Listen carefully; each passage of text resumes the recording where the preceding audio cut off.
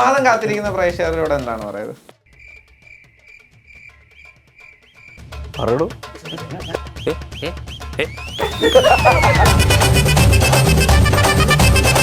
ഈ ചാക്കോച്ചനെ കുറിച്ച് പരക്കെ പുറത്തുള്ളൊരു അഭിപ്രായം എന്ന് വെച്ചാൽ ഇപ്പം മമ്മൂക്ക ലാലേട്ടനൊക്കെ കഴിഞ്ഞു കഴിഞ്ഞാൽ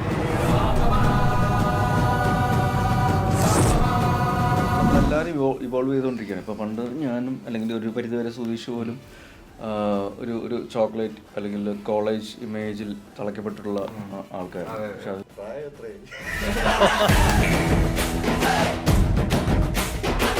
അതേപോലെ മണിച്ചിത്രത്താഴ് എനിക്ക് എപ്പോഴും കാണാൻ, ഇപ്പോൾ ടി വിയിൽ വന്നാലും കാണാൻ ഇഷ്ടമുള്ളത്.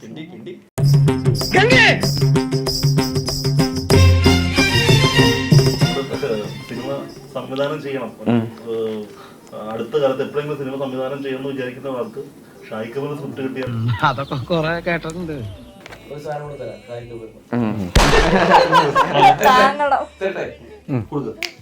പോലീസ് സ്റ്റേഷൻ ചെയ്യുകയാണെങ്കിൽ ഷാഹിദ് കപൂറിന്റെ പോലീസ്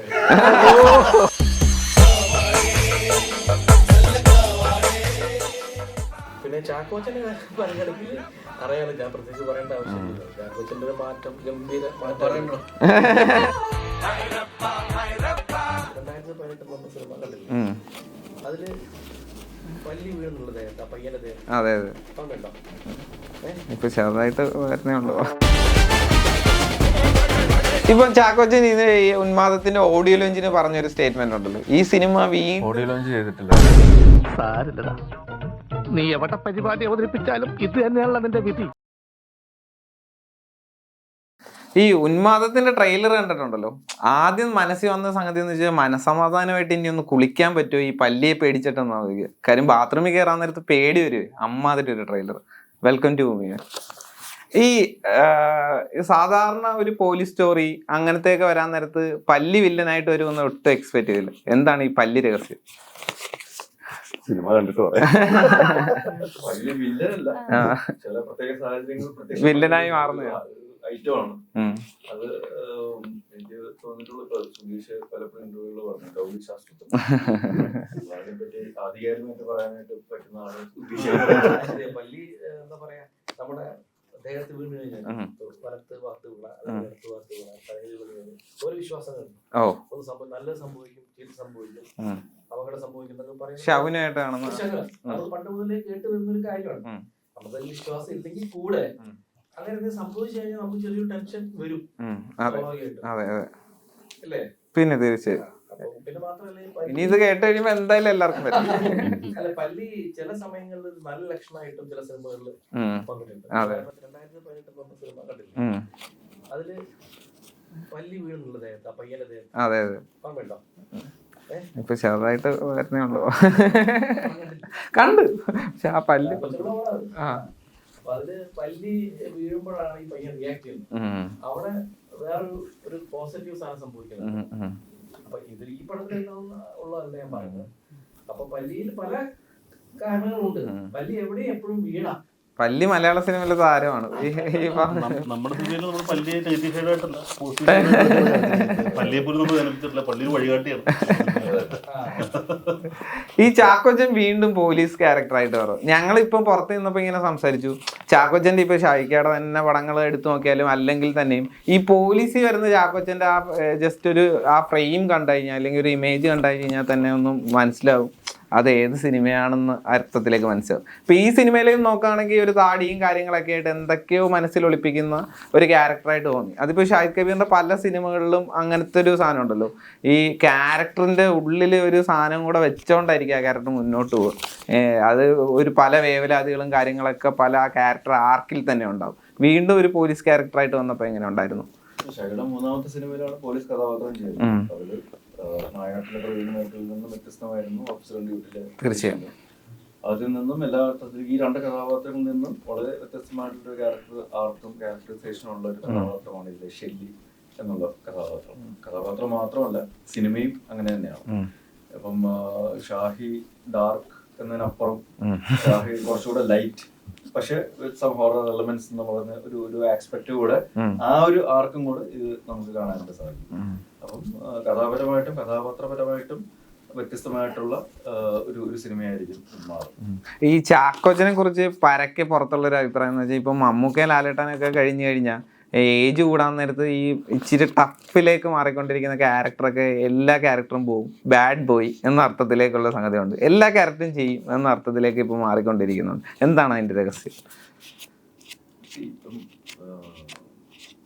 നമ്മളെല്ലാവരും ഇവോൾവ് ചെയ്തുകൊണ്ടിരിക്കുകയാണ്. ഇപ്പൊ പണ്ട് ഞാനും അല്ലെങ്കിൽ ഒരു പരിധിവരെ സുധീഷും ഒരു ചോക്ലേറ്റ് അല്ലെങ്കിൽ കോളേജ് ഇമേജിൽ തളയ്ക്കപ്പെട്ടുള്ള ആൾക്കാർ. അതിൽ നിന്ന് ഇപ്പം സുധീഷ് ചെയ്യുന്ന കഥാപാത്രങ്ങളാണെങ്കിലും ഞാൻ ചെയ്യുന്ന കഥാപാത്രങ്ങളാണെങ്കിലും അതിന്റെ യാതൊരു ഷെയ്ഡ്സും ഇല്ലാത്ത കഥാപാത്രങ്ങളും സിനിമകളുമാണ് ചെയ്യുന്നത്. അത് ആൾക്കാർ അക്സെപ്റ്റ് ചെയ്തുകൂടെ ചെയ്യുമ്പോൾ അത് നമുക്ക് ഭയങ്കര ഒരു എനർജിയാണ് പുതിയ കഥാപാത്രങ്ങളിൽ അവതരിപ്പിക്കാനും അല്ലെങ്കിൽ പുതിയ സിനിമകളുടെ ഭാഗമാണ്. അത് പോസിറ്റീവോ നെഗറ്റീവോ എന്നുള്ള വ്യത്യാസമില്ലാതെ ഏതാണോ നമ്മളെ എക്സൈറ്റ് ചെയ്യിക്കുന്നത് അല്ലെങ്കിൽ ആൾക്കാർക്ക് ഒരു ഇതുവരെ ചിന്തിക്കാൻ പറ്റാത്ത അല്ലെങ്കിൽ ചിന്തിച്ചിട്ടില്ലാത്ത രീതിയിലുള്ള ഒരു പെർഫോമൻസ് അല്ലെങ്കിൽ സിനിമ എങ്ങനെ അല്ലെങ്കിൽ ക്യാരക്ടർ എങ്ങനെ നമുക്ക് കൊണ്ടുവരാനായിട്ട് സാധിക്കും, അതിന്റെ ഒരു യാത്രയും ഒരു അന്വേഷണത്തിന്റെയും ഒരു ഭാഗമായിട്ടുള്ള ഒരു സംഭവമാണ് ഇപ്പോഴുള്ള ഒരു ഇമേജ് ചേഞ്ച് ഓവറും ഇപ്പൊ നടക്കുന്ന ഒരു മാറ്റങ്ങളുമല്ല. അത് എന്റെ അല്ലെങ്കിൽ സുധീഷിന്റെയും ഒരു അഭിനയത്തിന്റെ കാലഘട്ടത്തിൽ മാത്രമല്ല, എല്ലാ ആക്ടേഴ്സിന്റെയും കാര്യങ്ങൾ അങ്ങനെ ഒരു ചേഞ്ച് ഓവർ സംഭവിച്ചിട്ടുണ്ട്. ഇപ്പൊ പണ്ട്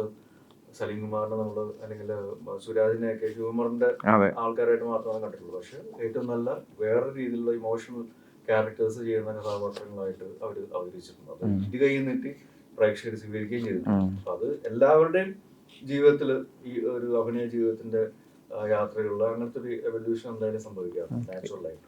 ഈ പുതിയ കഥാപാത്രങ്ങൾ തേടി സംഭവം എന്ന് കഴിഞ്ഞാൽ പോകാനുള്ള ഒരു ത്വരയുണ്ടല്ലോ, ഒരു ആക്ടറിന്റെ ത്വര. ആ സംഗതിയുടെ ഫലമായിട്ടാണ് ഇപ്പൊ എക്സ്റ്റാബ്ലിഷ് ആവുന്ന ഒരു ഡയറക്ടേഴ്സിന്റെ രണ്ടാമത്തെ മൂന്നാമത്തെ പടത്തിൽ ചാക്കോച്ചൻ എന്തായാലും കമ്പൾസറി ഒരു ഫാക്ടറായിട്ട് മാറുന്നു ജസ്റ്റ് എടുത്ത് നോക്കിയാൽ കാണാൻ പറ്റും. അപ്പോഴേക്കും അത് ത്വര ബേസിക്കലി എന്താ നമുക്കൊരു പടം ചെയ്യണ്ടേ എന്നുള്ളൊരു സംഗതി എപ്പോഴും മുന്നോട്ട് വെക്കാറുണ്ടോ?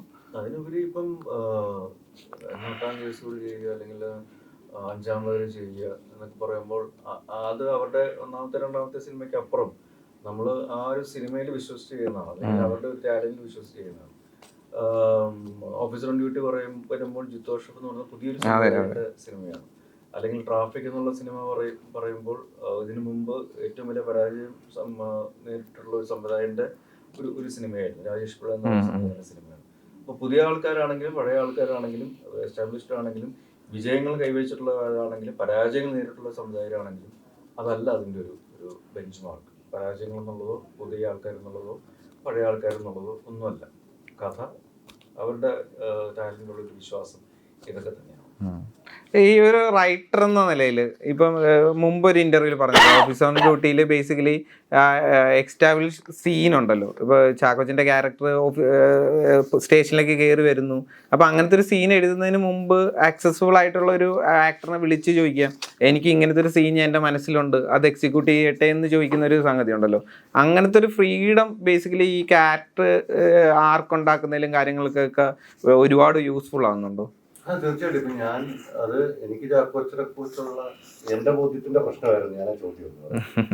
കാരണം ഞാൻ വെച്ചു നമ്മൾ പറയുന്ന കണക്കാണ്, ഇത് ഒരു നെഗായ ഒരു സാധനമാണ്. അപ്പം ചാക്കോച്ചൻ വില്ലൻ പരിപാടി തുടങ്ങിയിട്ടില്ലെന്ന് തോന്നുന്നു. ലാസ്റ്റ് മുമ്പ് ചെയ്തിട്ടുണ്ട്, കുറച്ചു നാളായിട്ടില്ല. അപ്പം ഇങ്ങനൊരു സീൻ, പ്രത്യേകിച്ച് ഒരു സ്ത്രീയെ നാവിക്കിട്ടി ഔട്ട് എന്ന് പറയുന്നത് ചിലപ്പോ എല്ലാരും ചെയ്തോന്നില്ല. അപ്പം അത് അങ്ങനെ തുടങ്ങാൻ പറ്റില്ല. അത് പറ്റില്ല എന്ന് പറഞ്ഞാൽ അടുത്ത ഓപ്ഷനിൽ ഇപ്പോൾ ട്രയൽ ചെയ്യും.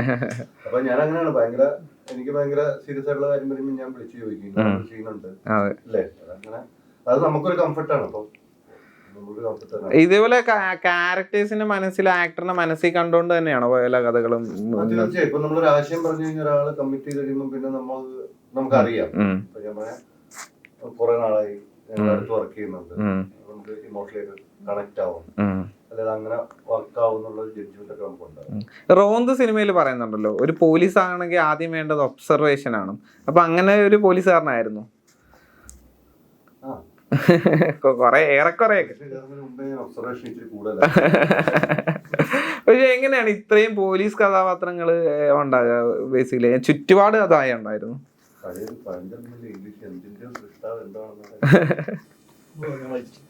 Necessity is the mother of all invention.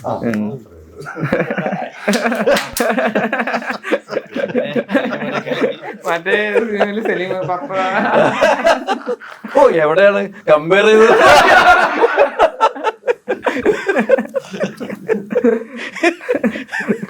ഞാനെന്നെ ഇവിടെ കൊണ്ട് പ്ലേസ് ചെയ്തിരിക്കുകയാണ് പിടിച്ചു വലിച്ച്.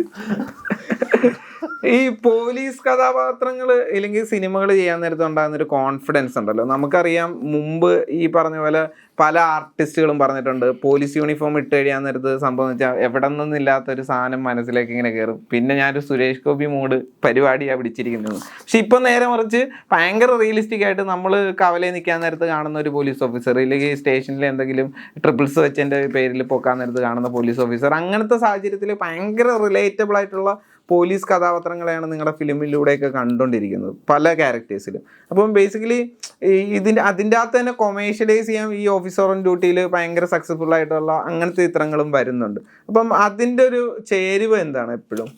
ചേരുവൊന്നുമില്ല. ഇപ്പൊ ഒരു ഏകലവ്യനും കമ്മീഷണറൊക്കെ ഉള്ള സമയത്താണ് ഞാൻ സിനിമ എഴുതാൻ പറ്റുമെങ്കിൽ തീർച്ചയായും ഞാൻ ഫോർമാറ്റിൽ പോയി. ഇതിപ്പോ ജനം കാഴ്ചക്കാര് കുറെ കൂടെ മാറിയതിന്റെ ഭാഗമായി നമ്മൾ മാറുന്നതാണ്. കാഴ്ചക്കാർ മാറി കുറച്ചുകൂടെ നല്ല രീതിയിൽ സിനിമയെ കാണാൻ തുടങ്ങി. ഒരു ഹീറോയ്ക്ക് അപ്പുറം സിനിമ ഫീൽ ചെയ്യണമെന്നൊക്കെ ആഗ്രഹിക്കുന്ന ആൾക്കാരുടെ ഒരു വലിയ കൂട്ടം ഉണ്ടായതിന്റെ ഭാഗമാണ്. ഇപ്പൊ എനിക്ക് തോന്നുന്നു എല്ലാവരും ആക്ഷൻ ഹീറോ ബിജുവിനെ പറയും. ആക്ച്വലി ഏറ്റവും നല്ല പോലീസ് റിയലിസ്റ്റിക് സ്റ്റോറി എന്ന് പറയുന്നത് തൊണ്ടി മുതലാണ്. ഡീറ്റെയിൽഡ് ആയിട്ട് പറഞ്ഞതാണ്. അതിന്റെ ഹീറോയിസ് ഒന്നുമില്ല, അതിനകത്ത് ഒരു സ്റ്റാർഡം ഉണ്ട്. എല്ലാം ഒറ്റയ്ക്ക് നേരുന്ന ഒരു ഹീറോ ഉണ്ട്. നേരെ മറിച്ച് ഭയങ്കര നാച്ചുറൽ ആയ ഒരു കഥ ആയതുകൊണ്ടാണ് നമുക്ക് ആ രീതിയിൽ ചിന്തിച്ചു പോകാൻ പറ്റും. അത് പ്രേക്ഷകർ മാറിയുണ്ടാകും. അതായിരുന്നു സ്കൂൾ. തീർച്ചയായും ലിജോൾ ഇപ്പം അറിയാം, ലിജോളിന്റെ ഏറ്റവും ലേറ്റസ്റ്റ് വർക്ക് ഇപ്പൊ ഈ എന്താണ് അതിൽ പോലും ഭയങ്കര റിയലിസ്റ്റിക് ആയിട്ടുള്ള കഥാപാത്രങ്ങൾ കൂടുതലും കാണിക്കുന്ന സംഗതി. ഇപ്പൊ നിങ്ങളുടെ തന്നെ ടീസറിൽ എടുത്ത് നോക്കി കഴിഞ്ഞാൽ ഫസ്റ്റ് ഫ്രെയിമിൽ തന്നെ ലിജോൾ ആ കിച്ചണിൽ നിൽക്കുന്ന സാധനത്തിന്റെ അകത്താണെങ്കിലും ആ ഒരു ഋതം ഉണ്ടായിരുന്നു. ആ ക്യാരക്ടറിന്റെ ഋതം ഭയങ്കരമായിട്ട് ഫീൽ ചെയ്യുന്നുണ്ടായിരുന്നു നിങ്ങളുടെ രണ്ടുപേരുടെ ആ കോംബോ സീനിൽ പോലും. ഇപ്പൊ പൊന്മാനിൽ എടുത്ത് നോക്കിയാലും ഭയങ്കര ഇന്റൻസ് ആയിട്ടുള്ള ഒരു ആക്ട്രസ് ആയിട്ട് വന്നുകൊണ്ടിരിക്കുന്ന സാഹചര്യത്തിലൂടെയാണ് നമ്മളിപ്പോൾ സംസാരിച്ചുകൊണ്ടിരിക്കുന്നത്. ഇപ്പൊ ഈ ഉന്മാദത്തിൽ എങ്ങനെയായിരുന്നു ആ ഒരു ക്യാരക്ടറൈസേഷൻ കാര്യങ്ങൾ? ഇതുപോലെ ചാക്കോച്ചനായിട്ട് വർക്ക് ചെയ്യുന്നതും ഷാഹിദ് കബീറിന്റെ ഒരു സിനിമയിൽ പാട്ടാൻ കഴിയുന്നതും അതുപോലെ ഒരു ഫെമിലിയർ എഡിറ്ററിന്റെ ഫ്രെയിമിൽ ആദ്യമായിട്ട് നിൽക്കാൻ കഴിയുന്നതും. ഈ പടത്തിന്റെ ഒരു ഏറ്റവും വലിയൊരു എക്സൈറ്റ്മെന്റ് ഫാക്ടർ എന്ന് പറയുന്നത് ഷാഹി കബീർ എന്ന് പറയുന്ന റൈറ്റർ. എവിടേക്കില്ല. അതുകൊണ്ട് എനിക്ക് ഷാഹിക്ക് ഇങ്ങനെ നറേറ്റ് ചെയ്യാൻ വിളിക്കുമ്പോൾ തന്നെ അതൊരു വലിയ സന്തോഷമായിരുന്നു. പക്ഷെ കഥ കേട്ട് കഴിഞ്ഞപ്പോ ഈ പറഞ്ഞ പോലെ തന്നെ അത് നമ്മളിതിനു മുമ്പും കണ്ടിട്ടുള്ള പോലീസ് സിനിമകളിൽ നിന്ന് ഒത്തിരി വ്യത്യാസമുള്ള ഒരു സിനിമ. ഇപ്പൊ എൻ്റെ ക്യാരക്ടർ ആണെങ്കിലും എനിക്ക് പേഴ്സണലി കണക്ട് ചെയ്യാൻ പറ്റുന്ന അല്ലെങ്കിൽ എൻ്റെ കുറച്ച് ക്യാരക്ടർ ട്രേറ്റ്സ് ഒക്കെ ഉള്ള ഒരു കഥാപാത്രമാണ്. സൗമ്യ എന്നാണ് ക്യാരക്ടറിന്റെ പേര്. അപ്പോൾ എനിക്ക് കുറച്ചുകൂടി റിലേറ്റബിൾ ആയിരുന്നു ആ ക്യാരക്ടർ. പിന്നെ തീർച്ചയായിട്ടും ഇപ്പോൾ കിരൺ ദാസ് ഏട്ടൻ ഒരുപാട് വർഷത്തെ എഡിറ്റിംഗ് എക്സ്പീരിയൻസ്. അപ്പോൾ കിരൺ ദാസ് ഏട്ടന്റെ ആദ്യത്തെ ഒരു സംവിധാന സംരംഭമാണ്. പിന്നെ ചാക്കോച്ചന്റെ കൂടെ ഇതുവരെ അഭിനയിച്ചിട്ടില്ല, പക്ഷെ ചാക്കോച്ചന്റെ സിനിമകളൊക്കെ കണ്ട് അങ്ങനെ വന്നിട്ടുള്ള ആളാണ്. ഈ അടുത്ത കാലത്ത് ചാക്കോച്ചന്റെ എല്ലാ സിനിമകളിലെയും എല്ലാ പെർഫോമൻസസും അത്രയും നോട്ടഡ് ആയിട്ടുള്ള പെർഫോമൻസസ് ആണ്. അതേപോലെ തന്നെ അത്രയും നല്ലൊരു പ്രൊഡക്ഷൻ ഹൗസ് ആണ് പനോരമ സ്റ്റുഡിയോസ്. അപ്പൊ ഇത്രയും നല്ലൊരു ടീമിന്റെ കൂടെ വർക്ക് ചെയ്യാൻ പറ്റുക എന്ന് പറയുന്നത് അത്രയും സന്തോഷമുള്ള ഒരു കാര്യമായിരുന്നു. അതിൽ ഞാൻ പറഞ്ഞത് എന്നെ ഏറ്റവും എക്സൈറ്റ് ചെയ്യിപ്പിച്ചത് കാരണം ഫസ്റ്റ് കോൾ എന്ന് പറയുന്നത് എന്നെ പോലെ ഷാഹിക്ക് ഒരു കഥ പറയാൻ വിളിക്കുന്നു എന്നുള്ളതാണ്. അതാണ് ഞാൻ പറഞ്ഞ ഒരു ഫസ്റ്റ് എക്സൈറ്റ്മെന്റ് ഫാക്ടർ. ബാക്കി എല്ലാം ഇതിലെ ബോണസ് ആണ്. ഈ പറഞ്ഞ ടീം, ഇപ്പം ഡയറക്ടർ ആയാലും കോ ആക്ടേഴ്സ് ആയാലും ഈ ഒരു പ്രൊഡക്ഷൻ ഹൗസ് ആയാലും, പിന്നെ അതേപോലെ തന്നെ എൻ്റെ ക്യാരക്ടർ എനിക്ക് അത്രയും റിലേറ്റ് ചെയ്യാൻ പറ്റുന്ന അല്ലെങ്കിൽ മനസ്സിലാക്കാൻ പറ്റുന്ന ഒരു കഥാപാത്രമാണ് എന്നുള്ളതായിരുന്നു. ഈ മോഡേൺ മലയാള സിനിമയിൽ അതൊരു ബെഞ്ച് മാർക്ക് ആയി തുടങ്ങി കേട്ടോ. ഷാഹിദ് കബീറിന്റെ സ്ക്രിപ്റ്റ് എന്ന് പറയുന്നത് പണ്ട് ജോഷി സാറിന്റെ ഫ്രെയിമിൽ നിൽക്കണമെന്ന് പറഞ്ഞാൽ അല്ല തീർച്ചയായും മോഡേൺ മലയാള സിനിമയിൽ അതൊരു പാർട്ടാണ്. ചേട്ടാ ബേസിക്കലി നമുക്കറിയാം ഈ പറഞ്ഞ പോലെ ചാക്കോച്ചൻ നേരത്തെ പറഞ്ഞ പോലെ ക്യാരക്ടറിൽ ഓരോ ഇപ്പൊ നമുക്കറിയാം വാഴയിൽ പോലും ഭയങ്കര എക്സൈറ്റഡ് ആയിട്ടുള്ള കുറെ ക്യാരക്ടേഴ്സ് സംഭവം എന്ന് വെച്ചാൽ ചെയ്യുന്ന ഒരു ആളായിട്ട് ഒരു ആർട്ടിസ്റ്റായിട്ട് വന്നുകൊണ്ടിരിക്കുന്ന സാഹചര്യത്തിൽ. അതോടൊപ്പം തന്നെ നിങ്ങൾ ഈ പറഞ്ഞ പോലെ അതിലേക്കും കൂടെ ഞാൻ വരുവാണെങ്കിൽ ചാക്കോച്ചൻ്റെ ഈ എന്താണ് ചോക്ലേറ്റ് ഹീറോ എന്നിപ്പോൾ ഡാർക്ക് ചോക്ലേറ്റ് ആയൊക്കെ അടുത്തറിഞ്ഞ് കണ്ടോണ്ടിരിക്കുന്ന ഒരാളാണ്. അപ്പം അത് അത് എങ്ങനെ ഉണ്ടായിരുന്നു ആ ഒരു ഈ പറഞ്ഞൊരു സൗഹൃദവും ആക്ടിങ്ങിൽ ചാക്കോച്ചന്റെ ഒരു മാറ്റങ്ങൾ കാണുന്നത്, അതോടൊപ്പം തന്നെ സുധേഷ് ചേട്ടന്റെ കുറെ ക്യാരക്ടേഴ്സ് മുന്നോട്ട് വെക്കുന്ന ഈ ചലഞ്ചിങ് ഒക്കെ? ഒരു സാധനം കൂടി തരാം, താങ്ങണം. പോലീസ് സ്റ്റേഷൻ ചെയ്യുകയാണെങ്കിൽ ഷാഹിദ് കബീറിന്റെ പോലീസ് സ്റ്റേഷൻ. അതെന്തുകൊണ്ടാണ്? ആ ഡീറ്റെയിലിംഗ് ആണോ? തീർച്ചയായിട്ടും അത് നമ്മൾ ഒരുപാട് കണ്ടതല്ലേ, ക്യാരക്ടേഴ്സ് സിനിമകളെ കണ്ടതല്ലേ. അല്ല തീർച്ചയായും അങ്ങനെ പറയുമെങ്കിലും നമ്മള് കാണുന്ന പോലീസ്, മുമ്പ് കണ്ട പോലീസുകാർ ഒരു പാറ്റേൺ കാര്യങ്ങളും ഷാഹിദ് തന്നെ പറഞ്ഞ പോലെ സുരേഷ് ഗോപി ചേട്ടനോ മമ്മൂട്ടിയാണെങ്കിലും ലാലേട്ടനാണെങ്കിലും നമ്മൾ കണ്ടൊരു പാറ്റേൺ ഉണ്ട്. തീർച്ചയായും അതൊരൊറ്റ പാറ്റേൺ ആണ്. ഒരു റഫ് ആയിട്ടുള്ള പോലീസുകാർ, റഫ് ആൻഡ് ടഫ് മാസ്. പക്ഷെ അതിന് വ്യത്യസ്തമായിട്ട് ഒരുപാട് പോലീസ് ക്യാരക്ടേഴ്സ് നമ്മൾ കാണാൻ തുടങ്ങിയത് ഇദ്ദേഹത്തിന്റെ സിനിമകൾ വന്നതിന് ശേഷം. തീർച്ചയായും പോലീസ് വേഷം ഇല്ലാതെ തന്നെ ഇലവിഴ പൂഞ്ചിറ സിനിമ. അപ്പൊ അങ്ങനെ അതുകൊണ്ട് തീർച്ചയായിട്ടും ആഗ്രഹിച്ചിരുന്നു എപ്പോഴെങ്കിലും ഒരു കോഡ് വരികയാണെങ്കിൽ സന്തോഷപൂർവ്വം സ്വീകരിക്കണം എന്നുള്ള കാര്യം.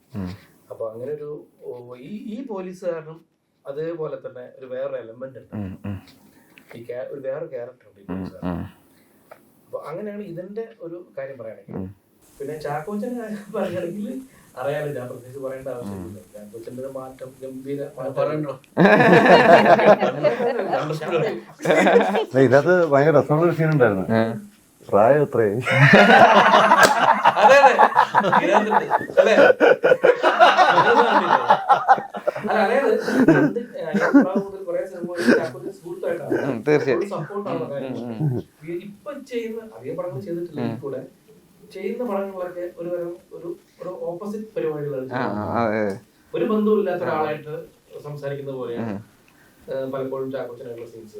അതൊരു വെറൈറ്റി ആണ്. അപ്പൊ ഒരു ക്യാരക്ടേഴ്സ് ആയിട്ട് മാറാന്നുള്ളു. ചാക്കോച്ചനാണെങ്കിലും ഞാനാണെങ്കിലും ക്യാരക്ടേഴ്സ് ആയിട്ട് മാറിയിട്ടുള്ള പരിപാടികൾ ഇപ്പൊ നടക്കുന്നുണ്ട്. അത് സന്തോഷം. കിരൺദാസ് എന്ന് പറഞ്ഞൊരു എഡിറ്റർ ഉണ്ടല്ലോ. ബേസിക്കലി നമുക്കറിയാം റോഷാക്കിലൊക്കെ സത്യം പറഞ്ഞു കഴിഞ്ഞാൽ എഡിറ്റിംഗ് പാറ്റേൺസ് പോലും ഭയങ്കരമായിട്ട് ശ്രദ്ധിക്കപ്പെട്ട ഒരു സംഗതിയാണ്. സിനിമയുടെ അത് എടുത്തു പറയേണ്ട ഒരു സംഗതിയായിട്ടും പല ആളുകളും ചൂണ്ടിക്കാട്ടിയതാണ്. ഇപ്പോഴേക്കും ഒരു ഫിലിം ഡയറക്റ്റ് ചെയ്യുക എന്നൊരു ഓപ്ഷൻ അത് ഷാഹിദ് കബീറിനെ പോലെ ഇപ്പോഴത്തെ ഒരു എക്സ്റ്റാബ്ലിഷ് ആയിട്ടുള്ള ഒരു റൈറ്ററിനോടൊപ്പം വർക്ക് ചെയ്യുന്നു. ചാക്കോച്ചൻ, ജമോളി, സുധീഷേട്ടൻ ഇവരൊക്കെ പാർട്ടായാണ്. അപ്പം എങ്ങനെയായിരുന്നു ഫസ്റ്റ് സിനിമ? അത് എന്തുകൊണ്ടാണ് ഷാഹിദ് കബീറിന്റെ സ്ക്രിപ്റ്റ് തിരഞ്ഞെടുത്തത്? നമ്മള് സിനിമ സംവിധാനം ചെയ്യണം, അടുത്ത കാലത്ത് എപ്പോഴെങ്കിലും സിനിമ സംവിധാനം ചെയ്യണമെന്ന് വിചാരിക്കുന്ന ആൾക്ക് ഷാഹിദ് കബീർ സ്ക്രിപ്റ്റ് കിട്ടിയാൽ യഥാർത്ഥ കഥ അറിയാം. ഗോവ IFFI പോയി പടം കണ്ടുകൊണ്ടിരുന്ന് രാത്രി അങ്ങനെ ഇരുന്ന് കൂട്ടമായിട്ട് സംസാരിച്ചുകൊണ്ടിരിക്കുമ്പം ഇയാൾക്കൊരു പടം ഡയറക്റ്റ് ചെയ്ത് തുടങ്ങി. ഇയാളുടെ അടുത്ത ഫ്രണ്ട് ചോദിച്ചു. അപ്പൊ ഇയാൾ ഒരു ചെക്ക്, ഇയാൾ സ്ക്രിപ്റ്റ് തന്നെ ഞാൻ ചെയ്യും, ഞാൻ എടുത്ത് വായിച്ച് ഞാൻ സ്ക്രിപ്റ്റ് കൊടുക്കാന്ന് പറഞ്ഞു. അപ്പൊ ഇയാൾക്ക് വേണ്ടത് വേറെ സ്ക്രിപ്റ്റാ, അത് ഞാൻ കൊടുക്കില്ലെന്നാണ് ചോദിച്ചത്. ഞാൻ പറഞ്ഞു അതും എടുത്തോളാൻ പറഞ്ഞു. അങ്ങനെ വരുന്നതാണ്. പിന്നെ ഇതൊരു 10-20 സംവിധായകർക്ക് വേണ്ടിയുള്ള എന്റെ ട്രിബ്യൂട്ടാണ്.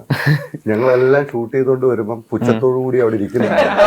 അപ്പൊ ഇത് ഈ വെയിലത്തിറങ്ങി പണിയെടുക്കുന്നത് എന്താണെന്ന് അറിയണമല്ലോ. അപ്പം എല്ലാ സംവിധായകരും വിളിച്ച് ഞങ്ങളൊരു ഐക്യദാർഢ്യം ഉണ്ടായിരുന്നു.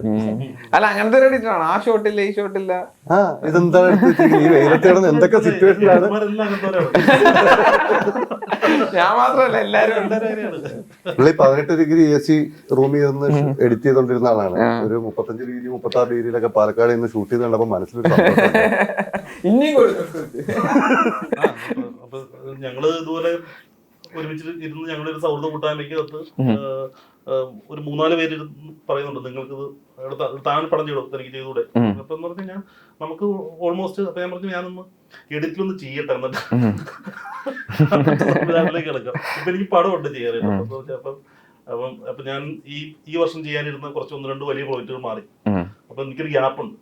അപ്പം ഷായി തന്നെയാണ് നിർബന്ധിക്കുന്നത്, എന്നാൽ പിന്നെ ഒരു പരിപാടി ചെയ്യും. അപ്പൊ ഞാൻ ചെയ്യണ്ടെന്ന് വിചാരിച്ചിട്ട് ഷായിയുടെ ഒരു ഫേവറേറ്റ് സബ്ജക്ട് താനത് തരുവാണ് ഞാൻ ചെയ്യാം പറഞ്ഞു.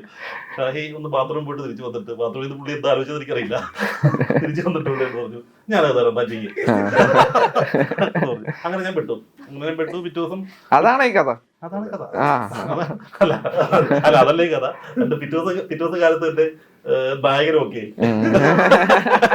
അപ്പോഴേ അവിടെ വിളിക്കാം. പക്ഷെ അതാണ് ഞാൻ പറഞ്ഞത്. ചാക്കോച്ചൻ ഐ ആം വെയിറ്റിംഗ് ഇല്ല അത് പറഞ്ഞാൽ അറിയാവുന്ന കഥയായിരുന്നു. അങ്ങനെ അറിയാവുന്ന കഥയാണ്. ഓക്കെ ഓക്കെ അറിയാവുന്ന കഥയാണ്. ചാക്കോച്ചനെ സംബന്ധിച്ച് ചാക്കോച്ചന് സംവിധാനമാണെന്നുള്ള പ്രശ്നമല്ല, പേരുണ്ടല്ലോ. അപ്പൊ തന്നെ പടം ഊണാവുന്നു, അപ്പൊ തന്നെ ഒരു പ്രൊഡക്ഷൻ ആവുന്നു. അപ്പം ആദ്യം മനോരമയായിരുന്നല്ലോ, വേറെ പ്രൊഡക്ഷൻ ആയിരുന്നു. അത് സംഭവം പടം അപ്പൊ തന്നെ ഓണായി. പിന്നെ ഞങ്ങള് എന്തോ ഒരു ആവശ്യത്തിന് ബോംബെയിൽ വെച്ചിട്ട് ഇരിക്കുന്ന സമയത്ത് ഞാൻ ആലോചിച്ചപ്പം ആ ഒരു കഥക്ക് ഒരു വർഷത്തെ ഒരു റിസർച്ചും കാര്യങ്ങളും അത്രയും പണിയെടുക്കാൻ വയ്യാത്തുണ്ട്. ആലോചിച്ചു ഓക്കെ ശരി, എനിക്ക് ഓൾമോസ്റ്റ് ഷായി ആയിട്ടുള്ള ബന്ധത്തിന്റെ പുറത്ത് അദ്ദേഹത്തിന്റെ സ്ക്രിപ്റ്റുകൾ ഓൾമോസ്റ്റ് എല്ലാം തന്നെ എനിക്കറിയാം. ഞങ്ങൾ സംസാരിച്ചിട്ടുണ്ട്, ഇനി വരാൻ പോകുന്ന കാര്യങ്ങൾ ഞങ്ങൾ സംസാരിച്ചിട്ടുണ്ട്. അപ്പം ഇതല്ല അത് ചൂസ് ചെയ്യാൻ പറ്റും എനിക്ക്. എന്നാ പിന്നെ നമുക്ക് ഇത് അടുത്തതായിട്ട്, കാരണം അത് അദ്ദേഹത്തിന് ഭയങ്കര പേഴ്സണൽ ഒരു സാധനമാണ്. അപ്പൊ ഞാൻ ചോദിച്ചു എന്നോട് സ്നേഹത്തിനോട് തരാമെന്ന് പറഞ്ഞതാണ്. പക്ഷെ അത് കുറച്ചും കൂടെ ഒരു പോലീസിംഗ് ഒക്കെ അറിയാവുന്ന ഒരാൾ ചെയ്യേണ്ട ഒരു സാധനമാണ് തിരിച്ചറിയും. ഞാൻ അപ്പൊ പിന്നെ അത് ഞാൻ വിട്ടുകൊടുത്തു. എന്നിട്ട് വേറെ അത്ര ആവശ്യക്കാരില്ലാത്ത താല്പര്യം തിരഞ്ഞെടുക്കുകയായിരുന്നു. ഈ റിപ്പീറ്റ് ആയിട്ട് പോലീസ് ക്യാരക്ടേഴ്സ് ചെയ്യാൻ നേരത്തുണ്ടല്ലോ, അതിനെ ഓരോന്നും വ്യത്യസ്തമാക്കുന്നതിൽ ഒരു ആക്ടറിന്റെ ഒരു ഇൻവോൾവ്മെന്റും ഭയങ്കര ഘടകമായിട്ട് മാറുന്നത്. ഇപ്പൊ ക്യാരക്ടറിന്റെ പശ്ചാത്തലവും കാര്യങ്ങളൊക്കെ വ്യത്യസ്തമാണെങ്കിൽ പോലും ഈ ഞാൻ നേരത്തെ പറഞ്ഞ പോലെ ലുക്കിലും മട്ടിലും ഇരിപ്പിലും ഒക്കെ അതിനെ വ്യത്യസ്തമാക്കുന്നതിൽ ഒരു ആക്ടർ ഇൻവോൾവ് ചെയ്യുന്നത് എങ്ങനെയാണ്? അല്ല, അത് ആ കഥാപാത്രം എന്താണോ ഡിമാൻഡ് ചെയ്യുന്നത് അല്ലെങ്കിൽ ഡിസേർവ് ചെയ്യുന്നത്, അതെല്ലാം ഫാക്ടേഴ്സാണ്. നാട്ടിലുള്ള പ്രവീൺ മൈക്കിളിന്റെ ഒരു ബോഡി ലാംഗ്വേജും ഇമോഷൻസും അല്ല ഓഫീസർ ഡ്യൂട്ടിയിലെ ഹരിശങ്കർ. ആ ബോഡി ലാംഗ്വേജും ഇമോഷൻസും ആയിട്ട് യാതൊരു ബന്ധമില്ലാത്തൊരു ക്യാരക്ടറാണ്, കഥാപാത്രമാണ് നിർമ്മാണത്തിലെ ശൈലി. അപ്പൊ അതിൽ തന്നെ നമ്മള് ആ ഒരു ചേഞ്ച് നമുക്ക് ഫീൽ ചെയ്യും, ഇന്റേണലി എങ്കിലും നമുക്ക് ഫീൽ ചെയ്യും. അപ്പൊ അത് ഔട്ട്വേർഡിൽ നമുക്ക് ഏറ്റവും കൺട്രോൾഡ് ആയിട്ട് ഏറ്റവും ഓർഗാനിക് ആയിട്ട് എങ്ങനെ എക്സ്പ്രസ് ചെയ്യാനായിട്ട് സാധിക്കുന്നു, ആ ഒരു ഏരിയ ദൈവം സഹായിച്ച് ഇതിൽ കറക്റ്റ് ആയിട്ട് വേണ്ടി. പിന്നെ ഇത് ഷാഹിയുടെ തന്നെ ജീവിതത്തിലെ പല എലമെന്റ്സും അല്ലെങ്കിൽ എക്സ്പീരിയൻസുകളും എല്ലാം എല്ലാ പടത്തിലും ഈ ഉണ്ടല്ലോ, ഇതിന് മാത്രം എക്സ്പീരിയൻസ് അല്ല, എല്ലാ പടത്തിലും ഷാഹിയുടെ ജീവിതത്തിൽ അപ്പൊ അതൊക്കെ ഉള്ളതുകൊണ്ട് തന്നെ ഷാഹിയുടെ തന്നെ ഒരു വേറൊരു പരിച്ഛേദമായിട്ട് നമുക്ക് ശല്യം കാണാനായിട്ട് സാധിക്കും. എന്തെങ്കിലും ഡൗട്ട് ഉണ്ടെങ്കിൽ എനിക്ക് നേരെ ഷാഹിയെ നോക്കിയാണ് അറിയാനായിട്ട് അല്ലെങ്കിൽ മനസ്സിലാക്കാനായിട്ട്. ഫുൾ ടൈം ഷാഹി കൂടെ ഉള്ളതുകൊണ്ട് തന്നെ ഭയങ്കര ഹെൽപ്ഫുൾ ആയിട്ടുണ്ട്. എന്ത് വേണം എന്ത് വേണ്ട എന്നുള്ളതിനെ പറ്റി പറയാതെ തന്നെ നമുക്കൊരു നോട്ടത്തിലൂടെ ഒക്കെ മനസ്സിലാക്കാൻ സാധിക്കും. ഞാൻ ചെയ്തൊരു സാധനം കറക്റ്റ് ആണോ എന്നുള്ളതും ഇവര് മോണിറ്ററിൽ നോക്കിക്കൊണ്ടിരിക്കുമ്പോൾ അത് അപ്പൊ നമുക്ക് മനസ്സിലായില്ല വേണ്ടിയിരുന്നത് എന്നുള്ളത്. എനിക്ക് തോന്നുന്നത് ഫുൾ കാര്യം, അതായത് ഫസ്റ്റ് ഡേ എനിക്ക് ഒന്ന് ഓർമ്മയുണ്ട്. ഫസ്റ്റ് ഡേ വന്ന സമയത്ത് യൂണിഫോം, പോലീസ് യൂണിഫോം ആണല്ലോ എന്റെ അടുത്ത്. അപ്പൊ ആ സമയത്ത് ഷാഹിയും എംദാസും കൂടെ വന്നിട്ട് വന്നിട്ട് ആ യൂണിഫോമിന്റെ കറക്റ്റ്നെസ് പോലും ഫിക്സ് ചെയ്തിട്ടാണ് പോയത്. ഓർമ്മയില്ലേ? അത്രയും കറക്റ്റ് ആയിരിക്കണം എന്നുള്ളത്. കഥാപാത്രം അഭിനയിക്കുന്ന കാര്യം വേറെ, രണ്ടാമത്തെ കാര്യം. പക്ഷെ അതുപോലെ അത്രയും പെർഫെക്റ്റ് ആയിരിക്കണം എന്നുള്ള ഒരു ചിന്താഗതി അവർക്കുണ്ടെന്നുള്ളതായിരിക്കും. അതിനെങ്ങനെ പ്രസന്റ് ചെയ്യണം ഒരു വേരിയേഷൻ ആണ്. ഇപ്പം ഓഫീസർ ഡ്യൂട്ടിയിലെ ഹരിശങ്കറിന്റെ ഒരു ഫിറ്റിംഗ് അല്ല ഇതില് യൂണിഫോം. അതില് പോലും അങ്ങനത്തെ ഒരു ചെറിയ വളരെ എവിഡന്റ് അല്ലെങ്കിൽ പോലും നമുക്ക് എന്തോ ഒരു മാറ്റം ഉണ്ടെന്ന് തോന്നിക്കുന്ന രീതിയിലുള്ള ചെറിയ ചെറിയ എലമെന്റ്സ് എല്ലാം ആഡ് ഓൺ ചെയ്തിട്ടുണ്ട്. അത് ആ ഡീറ്റെയിലിംഗിൽ ഭയങ്കരമായിട്ട്. അതുപോലെ തന്നെ ഒരു എഡിറ്റർ ഈ പറഞ്ഞ പോലെ ഡയറക്ടർ ആകാൻ നേരത്തുള്ള സംഗതി ഉണ്ടല്ലോ, പല ആളുകളും പറഞ്ഞിട്ടുണ്ട് ആവശ്യമുള്ള ഷോട്ട്സ് മാത്രമേ എടുക്കുള്ളൂ, അങ്ങനെ പർട്ടിക്കുലർ ആയിട്ടുള്ള ഒരു ജഡ്ജ്മെന്റ് പെർഫെക്റ്റ് ആയിട്ട് ഷൂട്ടിംഗ് പ്രോസസ്സിൽ തന്നെ ഉണ്ടാവും. ഇതിൽ അതിന്റെ പ്രീലൊക്കെ പെർഫെക്റ്റ് ആയിട്ട് അത് ഹാൻഡിൽ ചെയ്ത് വെച്ചിട്ടുണ്ടാവും എന്ന് പറയുന്നത് ആ സംഗതി എങ്ങനെയായിരുന്നു ഫീൽ ചെയ്തത്? അത് ഒരുപാട് ഹെൽപ്പ് ചെയ്യുന്നു. നമുക്ക് ടൈം സേവ് ചെയ്യാൻ പറ്റും, ബഡ്ജറ്റ് സേവ് ചെയ്യാൻ പറ്റും. അതൊക്കെ ഒരുപാട് ഹെൽപ്ഫുൾ ആയിട്ടുണ്ട്. ആ രീതിയിൽ പ്രൊഡക്ഷൻ ഹൗസും ഭയങ്കര ഹാപ്പിയാണ്. നമ്മൾ എത്ര ദിവസമാണോ പ്ലാൻ ചെയ്തിരുന്നത് അതിന്റെ മുമ്പ് തന്നെ ഷൂട്ട് ആ ഒരു പ്രപ്പ് ഉള്ളതുകൊണ്ട്, ഒരു എഡിറ്റോറിയൽ ആസ്പെക്ട് ഡയറക്ടർക്ക് ഉള്ളതുകൊണ്ട് നമുക്കത് ചെയ്യാൻ പറ്റി എന്നുള്ള ഒരു വലിയൊരു ഫാക്ടർ തന്നെയാണ്. ആ രീതിയിൽ അവരും ഹാപ്പിയാണ്. ഒരു ആക്ടർ എന്നുള്ള രീതിയിൽ ഞങ്ങളും ഹാപ്പിയാണ്. കാരണം ആവശ്യത്തിൽ കൂടുതൽ നമ്മളെ കൊണ്ട് സ്ട്രെയിൻ എടുപ്പിക്കാറില്ല. എന്നുള്ളൊരു വലിയൊരു സേവിങ് ഫാക്ടറാണ്. അപ്പൊ അതൊക്കെ ഒരു എഡിറ്റർ ഡയറക്ടർ ആകുമ്പോൾ കിട്ടുന്ന ഒരു പ്ലസുകളാണ് അതൊക്കെ. മാക്സിമം ഒരു 4 ടൈപ്പ്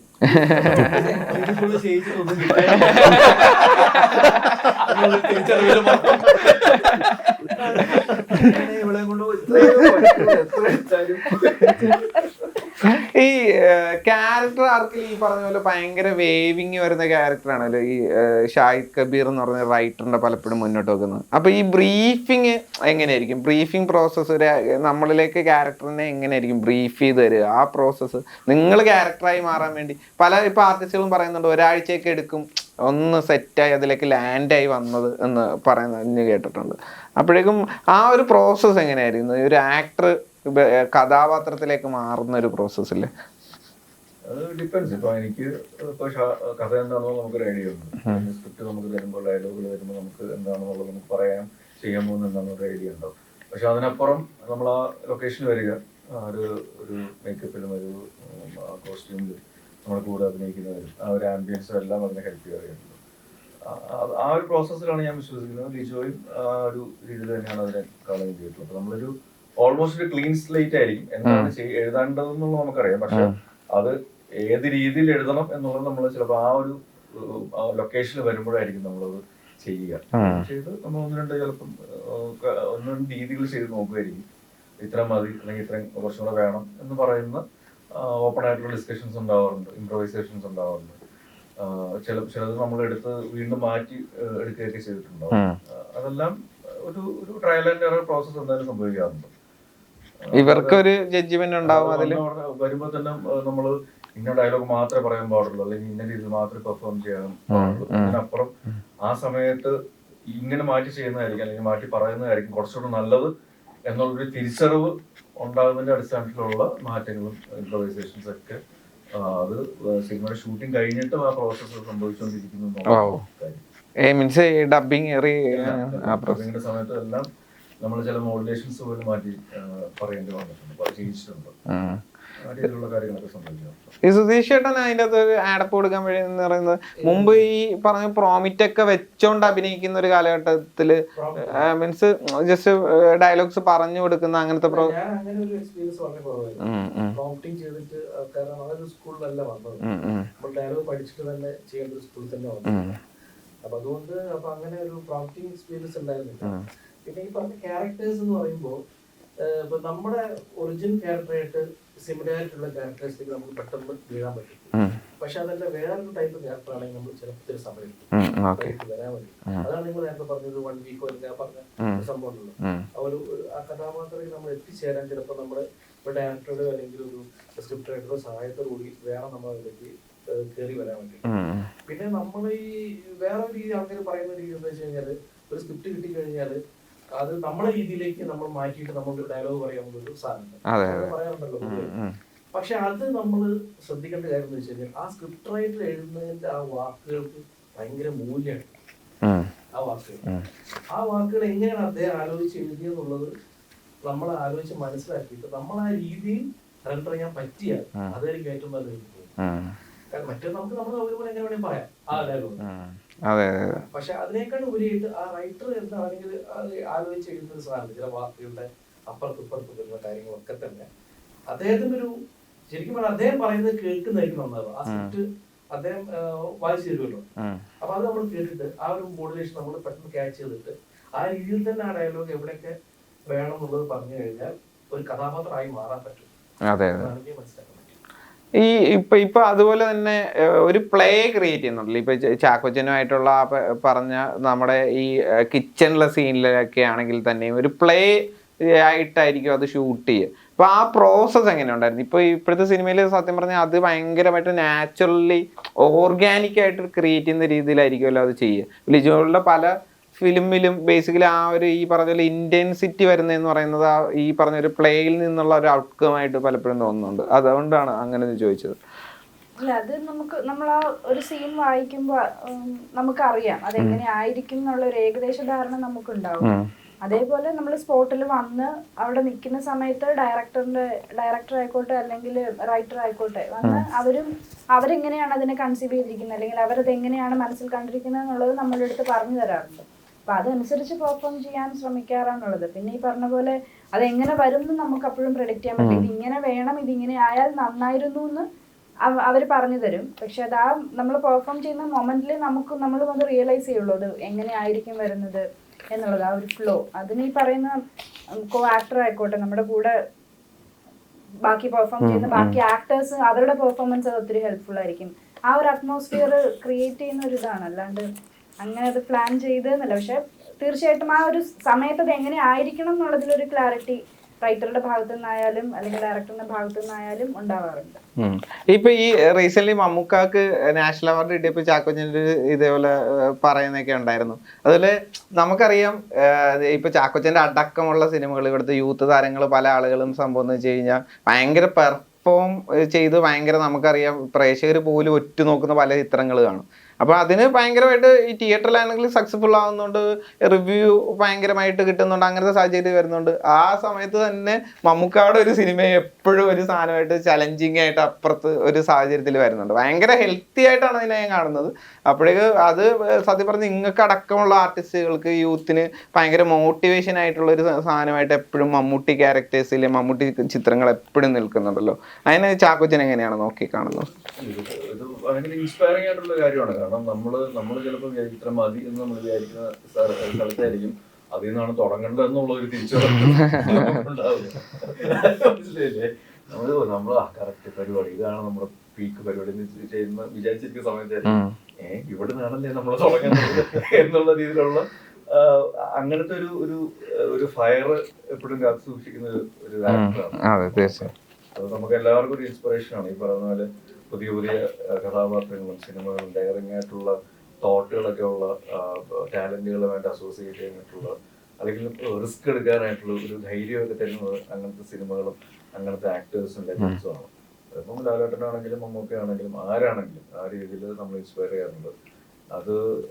അത് അങ്ങനെയുള്ള ഒരുപാട് ടാലന്റുകൾ ഉള്ളതാണ് ഇപ്പോൾ മലയാള സിനിമയുടെ ഏറ്റവും വലിയ ഒരു അനുഗ്രഹം എന്ന് പറയുന്നത്. തീർച്ചയായും. അപ്പം നിങ്ങൾക്ക് മൂവി മാൻ പ്രേക്ഷകർക്ക് കൊടുക്കാൻ പറ്റുന്ന മൂവി സജഷൻസ് ഒരു 2 ഫിലിംസ് പറയാൻ കഴിയും? ഒബിയസ്ലി ജസ്റ്റ് ഏതെങ്കിലും ഫിലിം, ആര് മുതൽ തുടങ്ങാം? ഇന്ന് ഞാൻ പറഞ്ഞൊരു സിനിമ എന്ന് പറയാം, വേനൽക്കിനാവ്. എനിക്ക് എന്റെ ഫേവറേറ്റ് ആണ്. 1 മുതൽ 0 വരെ മലയാളത്തിലെ എന്റെ ഇഷ്ടപ്പെട്ട 2 സിനിമകളാണ്. ചാക്കോച്ചൻ മലയാളം തന്നെ വേണമെന്നില്ല. കിരീടം എനിക്ക് അങ്ങനെ വലിയൊരു ഹെവിനെസ് തന്നിട്ടുള്ള സിനിമയാണ്. അതുപോലെ അമരൻ, ഈ 2 സിനിമകൾ അങ്ങനെ പറയുകയാണെങ്കിൽ പെട്ടെന്ന് എല്ലാവരും കണ്ടിട്ടുള്ള സിനിമകൾ തന്നെയാണ്. കാണാൻ ഇഷ്ടമില്ലാത്ത സ്വതവും തനിയോത്തനും.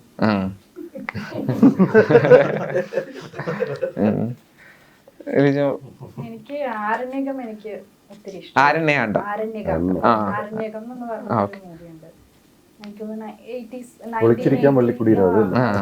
ഞാനൊക്കെ ജനിക്കുന്നതിന് മുമ്പുള്ള, പക്ഷെ എനിക്കിത് ഒത്തിരി പ്രിയപ്പെട്ട ഒരു സിനിമയാണ്. അതെ. അതേപോലെ മണിച്ചിത്രത്താഴ് എനിക്ക് എപ്പോഴും കാണാൻ, എപ്പോ വന്നാലും കാണാൻ, എപ്പോ ടിവിയിൽ വന്നാലും കാണാൻ ഇഷ്ടമുള്ളത്.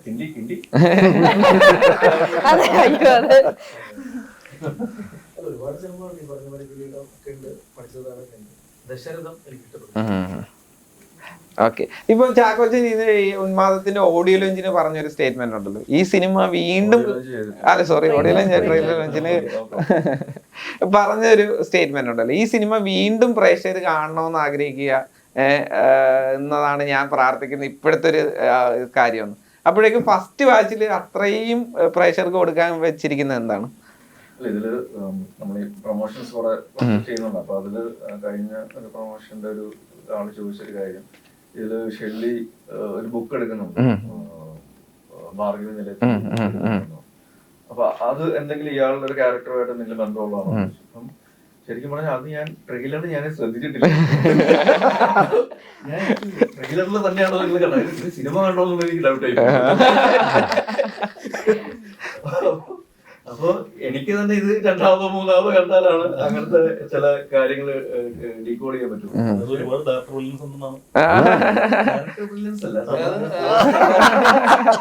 ഈ പോത്തേട്ടൻ ബ്രില്യൻസ് പോലെ ഇതിലെ കുറച്ച് പെർഫോമൻസ് ബ്രില്യൻസ് കൂടെ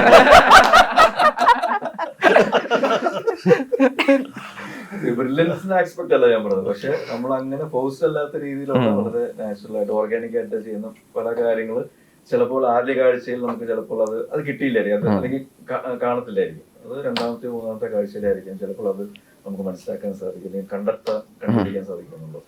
അപ്പൊ അത് ആ ഒരു മൊമെന്റിന് വേണ്ടിയിട്ടാണ് ഞാനൊക്കെ ഭയങ്കരമായിട്ട് വെയിറ്റ് ചെയ്യുന്നത്, ഒരു എക്സൈറ്റ്മെന്റ്. കാരണം അത് ദൈവം സഹായിച്ച് ഈ പറയുന്ന പോലെ നല്ലൊരു അക്സെപ്റ്റൻസ് അപ്രിസിയേഷനും വരികയാണെങ്കിൽ രണ്ടാമത്തെ മൂന്നാമത്തെ കാഴ്ചകളിൽ ഇനിയും കാണാത്ത ഉന്മാദത്തിലെ പല കാഴ്ചകളും ആൾക്കാർക്ക് പ്രേക്ഷകർക്ക് ലഭിക്കട്ടെ എന്നുള്ളൊരു പ്രാർത്ഥന. അല്ല, അങ്ങനെ ഒരു പെർസ്പെക്റ്റീവിനെ പ്രതീക്ഷിക്കാവോ ചിത്രം രണ്ടാമത്തെ മൂന്നാമത്തെ വാച്ചില്? ബേസിക്കലി അങ്ങനത്തെ ഒരു പെർസ്പെക്റ്റീവ് ഒന്നുമില്ല. ഇന്റർവ്യൂ എനിക്കൊരു അബദ്ധം പറ്റി. ഇന്റർവ്യൂവിന് ആ ആങ്കർ അല്ല, ഇന്റർവ്യൂ അല്ല, നമ്മുടെ പ്രോഗ്രാമിന് ആങ്കർ പെട്ടെന്ന് ചോദിച്ചു എന്റെ എല്ലാ സിനിമയും രണ്ടാമത് കാണാൻ പറ്റില്ല എന്ന് പറഞ്ഞപ്പോ ഞാൻ പെട്ടെന്ന് പറഞ്ഞാണ് ഈ സിനിമ 2-3 പ്രാവശ്യം കാണാം എന്ന് ഞാൻ പറഞ്ഞു ഉദ്ദേശിച്ചത്. ആ പടങ്ങൾ കണക്ക് ഡാർക്ക് അല്ലാന്ന് മാത്രമാണ് അതിന്റെ അർത്ഥം. പെട്ടെന്ന് ഇതിലാണെങ്കിൽ പിന്നെ ട്രാക്ക് മാറിപ്പോവാ നമ്മള് പറയാം. ഇനി അങ്ങനെ പ്രതീക്ഷിക്കണ്ട, ഇത് അല്ലേ ലൈറ്റർ ആണ്. ഇഷ്ടപ്പെട്ട രണ്ടാമത് കാണാം, ബാക്കിയെല്ലാം പറഞ്ഞ് ഇഷ്ടപ്പെട്ടിട്ട് രണ്ടാമത് കാണാൻ പറ്റില്ല എന്നാണ്. ഇപ്പൊ തനിയാർത്തനാളുടെ സാധനങ്ങളൊക്കെ പറയുന്ന കണക്കാണ്. ഇഷ്ടമാണ്, പക്ഷെ നമുക്ക് രണ്ടാമത് കാണാൻ പറ്റില്ല. അതെ അതെ അതെ, ഫസ്റ്റ് വാച്ചിൽ തന്നെ ഒരു മെമ്മറി ക്രിയേറ്റ് ചെയ്യും. പറഞ്ഞ് നായന്റെയും നായികയുടെയും പള്ളിയുടെയും എല്ലാം കഥ പറഞ്ഞ നമുക്ക് സമാധാനമായിട്ട് കണ്ട് ഹാപ്പി എൻഡിങ് ആയിട്ട് വീട്ടിൽ പോകും. അപ്പൊ ഉന്മാദം കാത്തിരിക്കുന്ന പ്രേക്ഷകരോട് എന്താണ് പറയുന്നത്?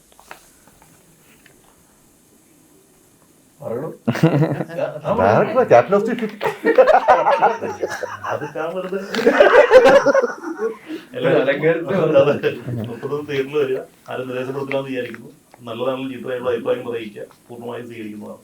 ഇപ്പൊ എല്ലാ ആശംസയും, അടിപൊളി ഒരുപാട് ക്യാരക്ടറിനും സിനിമയ്ക്കും വേണ്ടി കാത്തിരിക്കുന്നു.